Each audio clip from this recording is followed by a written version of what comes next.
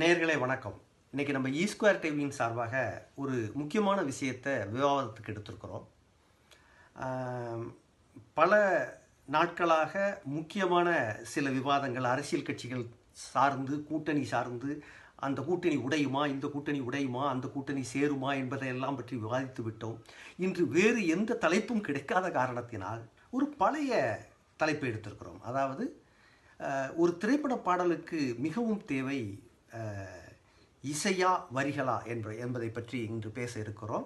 இது ஒரு முக்கியமான பிரச்சனை, இன்றைய தேவையான பிரச்சனையாகவும் இருப்பதால் இதை எடுத்திருக்கிறோம். இன்று நமது அரங்கத்திற்கு 4 சிறப்பு விருந்தினர்கள் வந்திருக்கிறார்கள்.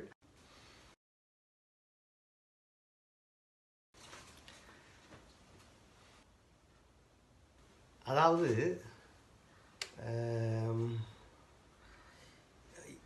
கண்டிப்பாக அது இசையை விட்டால் அது என்ன, அது வெறும் வரிகளை வச்சு என்ன செய்ய முடியும்? என்னுடைய முதல் கட்ட கருத்தை நான் என்ன சொல்கிறேன்னா, எதுக்குமே கண்டிப்பாக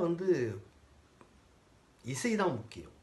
வரிகள் முக்கியம்தான், ஆனால் அதை விட அதிகமாக முக்கியம்னு சொன்னால் அது இசை என்று தான் அதுக்கு அர்த்தம். என்னுடைய முதல் கட்ட கருத்தாக நான் திரைப்பட பாடல்களுக்கு அடிப்படை தேவை எழுத்து, வரிகள் தான். வரி இல்லாமல் அந்த பாடல்னு சொல்கிறோமே, இசை அப்படின்னா இசைன்னு சொல்லிட்டு போயிடலாமே இல்லையா? ஆனால் திரைப்பட பாடல்னு சொல்கிறதுனால அது கண்டிப்பாக அது வரிகள் தான். ஒரு உதாரணத்துக்கு ஒன்று சொல்கிறேனே.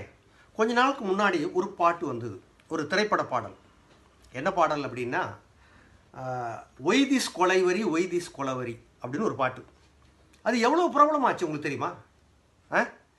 இந்திய அளவில், தமிழ்நாடு மட்டும் இல்லை, இந்திய அளவில், ஏன் உலக அளவில் கூட அது பயங்கரமாக ட்ரெண்ட் ஆச்சு.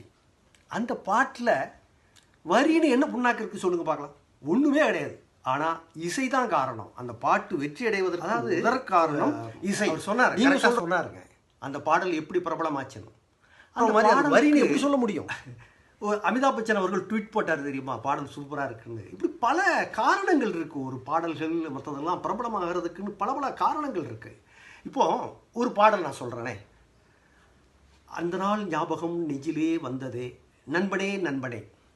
இந்த பாடலில் எங்கே மியூசிக் இருக்குது? இந்த பாடல் எவ்வளோ பிரபலம். இன்றைய இளைஞர்கள் கூட இந்த பாடலை கேட்டுக்கிட்டு இருக்கிறாங்க அப்படின்னா அதுக்கு காரணம் என்ன? அந்த அவர் பேசுறது கொஞ்சம் கூட சரியில்லைங்க இல்லையா?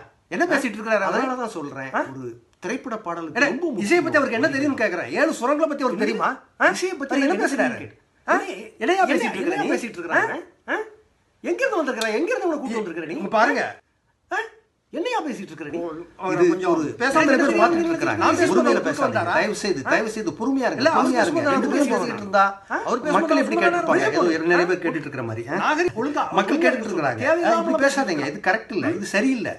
தயவு செய்து நேர்களே, இப்போ நம்ம நேர்களிடம் சில கருத்து கேட்டுக்கிறோம். அந்த கருத்து கேட்டு வந்துடலாம்.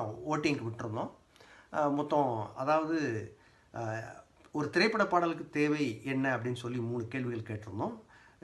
முதல் கேள்வியாக கீபோர்டு, கீபோர்டில் உள்ள கீ, அந்த கீயை இயக்கும் விரல் என்று 3 ஆப்ஷன் கொடுத்துருந்தோம்.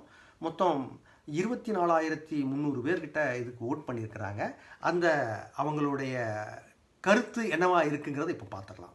வாக்களித்த நேயர்களுக்கும் நன்றி, பங்கு கொண்ட அனைத்து விருந்தினர்களுக்கும் நன்றி, பார்த்து கொண்டிருந்த அனைத்து பார்வையாளர்களுக்கும் நேயர்களுக்கும் ஸ்கொயர் டிவியின் சார்பாக நன்றியை தெரிவித்துக் கொள்கிறோம்.